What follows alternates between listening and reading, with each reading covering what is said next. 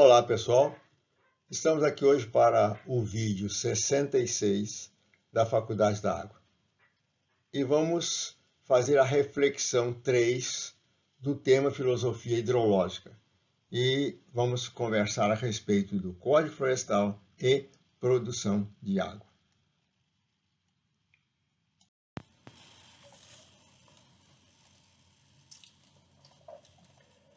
Em consequência das discussões havidas no Congresso Nacional por ocasião da aprovação do novo Código Florestal, código que está em vigor atualmente, tem havido uma superavaliação dos efeitos do mesmo sobre os recursos hídricos do país.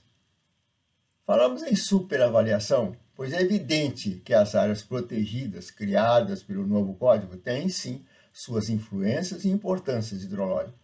Mas também há exageros de interpretação quando, por exemplo, tem ficado no ar a ideia de que basta proteger as áreas ciliares para que nascentes, córregos e rios fiquem salvos e produzam boas quantidades de água.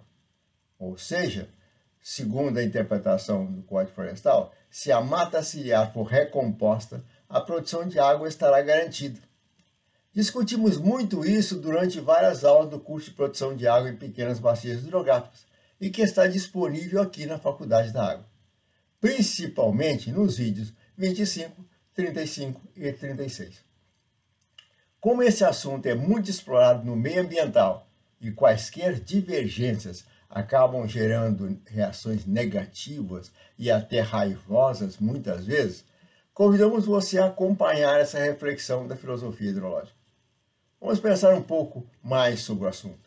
Vamos ver as principais exigências do Código Florestal para as propriedades rurais e vamos aplicar tais exigências em uma situação real. Mas vamos fazer isso com um olhar hidrológico, com filosofia hidrológica.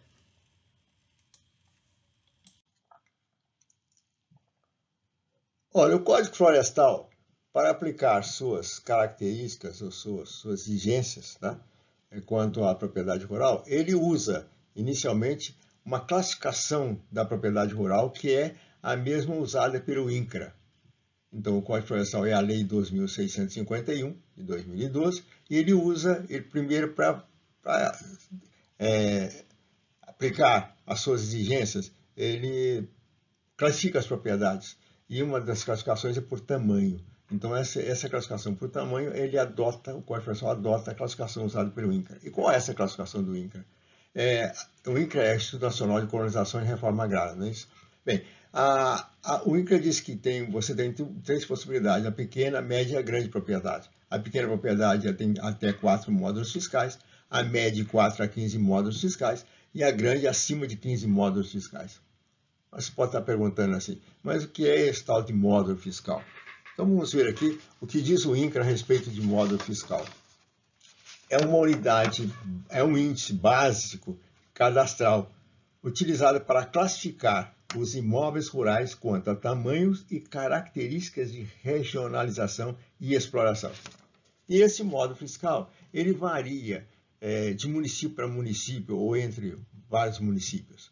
Por exemplo, o município de Paulacânia, onde está situada aquela pequena bacia hidrográfica, nós trabalhamos muito com ela em vídeos de produção de água em pequenas bacias hidrográficas. Aqui o município de Paulacânia tem um módulo fiscal de 28 hectares. Então, esse é o módulo fiscal. Então, se você pegar outro município, você vai encontrar lá, tem que buscar no INCRA, tá? E ver qual é o módulo fiscal do seu município. Bem, o Código Florestal também fala inicialmente classifica as necessidades em áreas de preservação permanente e em áreas de reserva legal. Mas o que são essas unidades?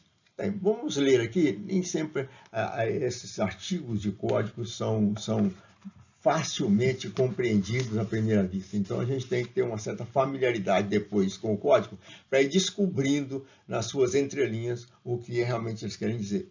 Por exemplo, para a área de preservação permanente, o que diz o código? É uma área protegida, coberta ou não por vegetação nativa, com função ambiental de preservar os recursos hídricos, a paisagem, a estabilidade geológica e a biodiversidade, facilitar o fluxo gênico de fauna e flora, proteger o solo e assegurar o bem-estar das populações humanas. É só interpretar. Bem, a reserva legal, o que diz o código? Área localizada no interior de uma propriedade rural ou posse rural, delimitada nos termos do artigo 12, com função de assegurar o uso econômico de modo sustentável dos recursos naturais do imóvel rural, auxiliar a conservação e a reabilitação do processo ecológico e promover a conservação da biodiversidade, bem como abrigo e a proteção de fauna silvestre e da flora nativa. Bem, esse artigo 12, que está mencionado aqui no texto, é porque ele faz exigências diferentes para as diferentes regiões do país. Por exemplo, no caso da Amazônia Legal, ele diz o seguinte, olha, aquele artigo 12, se a propriedade estiver na região de florestas, a reserva legal tem que ser de 80% da área da propriedade. Então, lá na Amazônia, principalmente no bioamazônia, você tem, naquelas áreas cobertas pela mata, pela floresta amazônica, você só pode usar 20%. 80% da propriedade deve ser considerado como reserva legal. No cerrado, na região amazônica, se for cerrado e não mata, não floresta, você teria que preservar 35%. E se for nos campos gerais, porque a bioamazônica não é igual, não é uniforme. Então ele tem floresta, tem região de cerrado, uma zona legal, floresta, região de cerrado e campos gerais. Nos campos gerais, você precisa de proteger 20%. Nas demais regiões do país, a reserva legal deve ser 20% da propriedade rural. Então essa é a característica, essa característica das áreas protegidas, as protegidas dentro da propriedade rural, segundo a exigência do Código Florestal. Mas vamos lá mais um pouquinho. Olha, então vamos aplicar, que eu disse lá atrás, no texto, nós vamos aplicar esse Código Florestal numa pequena propriedade rural.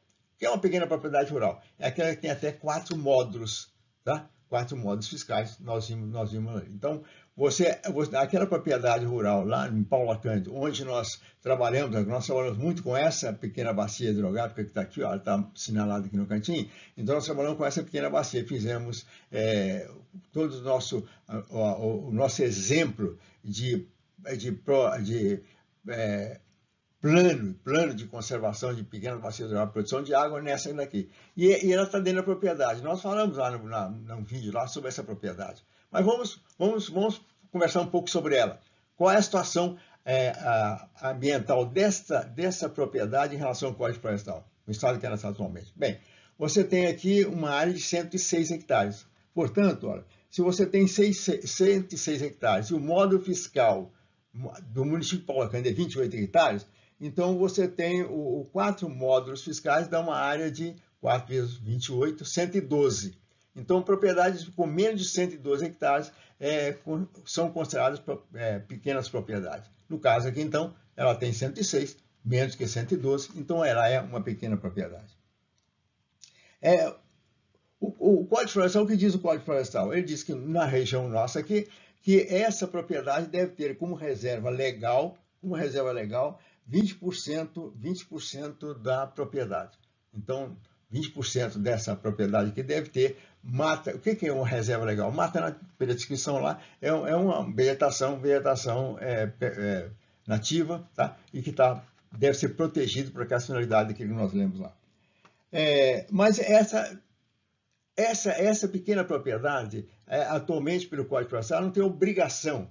Porque a reserva legal, antes desse código, ela tem que ser obrigatoriamente, para qualquer propriedade, registrada em cartório. Você teria que delimitar essa área e fazer um registro dessa área em cartório. O novo código desobriga esse registro. Então, ele diz o seguinte, você deve apontar essa área dentro do CAR, que é aquela descrição da propriedade, cadastro, que é o cadastro ambiental rural. Então você deve ir ao Cadastro Ambiental Rural, que é o CAR, e de lá você marcar, assinalar onde estão as vegetações nativas, tá? E você vai transformar essas vegetações, essas áreas de vegetação nativa em áreas de reserva legal. Por exemplo, aqui, ó, essa mata aqui, ela passa a ser uma área de reserva legal. Essa mata aqui passa a constituir uma reserva legal. Esses capões de mata também. Então, você pode transformar ou garantir que essas áreas passarão daí para frente a serem intituladas reserva legal. Bem, aqui na propriedade, você tem 19 hectares de área classificadas, ou elas estão até registradas, estão registradas em cartório. Eu fiz questão de registrar em cartório, são 19 hectares, e essa reserva legal, apesar de não ser obrigatória, bastaria estar citada no CAR, eu acabei averbando, a expressão correta que é só assim, averbar essas áreas em cartório. Então, 19 hectares estão averbados em cartório. Só que, após essa averbação, nós deixamos outras áreas já para regeneração natural. Então, atualmente, você tem algo em torno de 22% da propriedade são vegetações nativas ou já matas, em estado de vegetativo, que nós podíamos chamar de mata. Bem, então essa propriedade, em termos de reserva legal, ela está cumprindo as exigências. Tá? Bem, qual a outra área, a área importante ambiental? São as áreas de preservação permanente. Você tem algumas áreas de preservação permanente citadas pelo Código, que é uma lista grande, tá? Naquele Código Florestal, mas você tem aqui, que se aplicaria à propriedade aqui no você tem as áreas ciliares, as áreas que estão em torno dos cursos d'água. Então, para cursos de até 10 metros de largo, você tem necessidade de áreas para cursos com diferentes larguras. Nós falamos em pequena propriedade, pequena bacia hidrográfica, normalmente as pequenas bacias hidrográficas têm córregos, e esses córregos dificilmente têm mais do que 10 metros de largura, não é? 10 metros de largura é um rio já. Então você tem, quando o córrego, o rio aqui tem menos de 10 metros de largura, você precisa preservar, segundo o código, 30 metros em cada lado, contando a partir do córrego. Então, você 30 metros por um lado e 30 metros por outro. Então, essa aqui, ó, você tem, nós mostramos aqui vamos lá, mais aqui, isso, da pequena bacia de uma vez. Então, você tem aqui, ó, está aqui assinalado o córrego, então você teria que preservar 30 metros de um lado e 30 metros do outro. Mas o próprio código diz que, se essa área estiver consolidada, ou seja, já estiver sendo utilizada para atividade agropecuária antes de julho de 2008, essa área está consolidada. Em áreas consolidadas, ele passa a exigir 15 metros apenas de cada lado para esse tamanho de propriedade aqui. Isso varia para tamanho de propriedade. Então, o código faz uma divisão também lá em tamanho de propriedade. Mas, nesse caso aqui, você precisaria de preservar, como as áreas estão de uso consolidado, 15 metros de cada lado. Além disso, o código fala em áreas acima, em topo de morro, que tenham áreas que estejam acima de 100 metros a partir da base. Então, vamos ver esse topo aqui. Se você pegar essa parte mais baixa, que é a nascente, e vir até aqui, se essa diferença de nível for de 100 metros ou mais, essa área de topo também deveria ser preservada. Nesse caso aqui, isso não se aplica, porque essa diferença aqui é de 60, 70 metros no máximo em áreas da propriedade. Então, essa propriedade ela tem a mata nativa, tá? Já com 22%. Se você calcular aqui os 15 metros, e deixar mais alguma coisa, tem mais o seguinte, encosta com mais de 100% de declividade. Então, nós temos pequenas áreas aqui, uma pequenininha área que já está sendo abandonada para regeneração natural, você tem uma pequena área aqui. Então, se somarmos mais alguma coisa que a gente está pretendendo deixar, essa propriedade vai ter, em alguns anos, daqui a mais alguns anos, em torno de 30% de área coberta com mata nativa. Então, ela vai estar até acima, obrigatoriamente 20%. Bem, e também é o seguinte, para a pequena propriedade, você pode dizer o seguinte, ter o máximo de 20% da propriedade coberta com vegetação nativa. O Código Florestal também permite isso. Então, essa interpretação. Então, se você somar a área de preservação permanente, as áreas que seriam teoricamente reserva legal, adicionar tudo isso, então 20%. 20%, se você tiver 20% de vegetação nativa na propriedade, ela estaria satisfazendo as exigências do Código Florestal. Então, essa aqui, daqui mais alguns anos, ela vai estar em torno de 30% com mais. Bem, você tem aqui a propriedade tem outra, sem essa bacia, a propriedade tem outra área de preservação permanente ao longo desse curso d'água aqui, como é a área da propriedade apenas o que está do lado do curso d'água. Então, aqui nós vamos deixar 30 metros. No curso d'água tem menos de 10 metros de largura, mas estão já programando deixar 30 metros ao longo desse curso d'água aqui. Bem, olha, então você presta atenção, se você tem essa comprido, se essa propriedade, olha, se você pegar só essa pequena bacia aqui, ela vai estar também, já tem atualmente uns 25% da área dela coberta por esses capões de mata aqui, e se você deixar mais alguns anos, daqui a mais 5, 10 anos, ela vai ter em torno de 30% de áreas de vegetação nativa. Olha, 30%, então 70% não estaria coberto com vegetação nativa. Então aí que a gente fala um exagero, né? Então você exagera a importância do Código Florestal. Se você tem essa bacia, ela vai satisfazer o Código Florestal tendo apenas 20% de mata nativa. E se ela vai ter 30%, mesmo assim, 70% da área dessa pequena bacia não vai estar necessariamente coberta com mata nativa. Então, pouco. Se você considerar que esses 30% são, ou 20 poucos por cento atualmente, mais alguma coisa, chegando a 30% em breve, que isso vai ser suficiente para garantir a produção de água em quantidade nessa pequena bacia, é querer muito.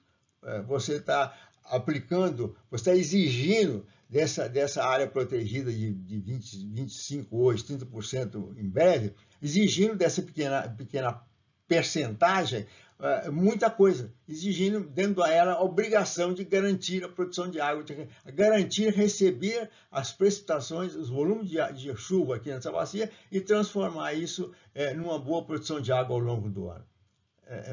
Não precisamos de ficar falando muito sobre a importância de não considerar o Código Florestal suficiente para a aplicação do Código Florestal como coisa suficiente para garantir que essa pequena bacia produza grande quantidade de água. Nós precisamos trabalhar nas demais áreas, nós precisamos trabalhar nas outras 70%.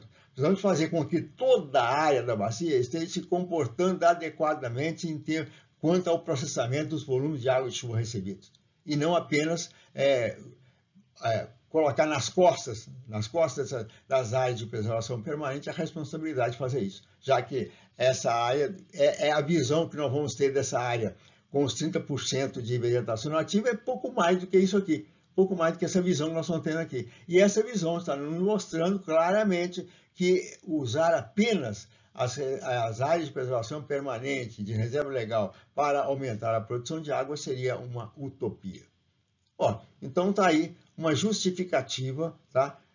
Bem clara. Nós fazemos questão de aplicar o Código Florestal numa propriedade, pequena propriedade rural ou numa pequena bacia hidrográfica, para mostrar que, apesar da importância dessas áreas, influência e importância dela, ninguém discute isso, a importância dessas áreas para a produção de água, não deixar de considerar a restante da área, o restante da área da pequena propriedade ou da pequena bacia para você trabalhar em benefício da produção de água. Bem, por hoje é só. Muito obrigado e até a próxima reflexão.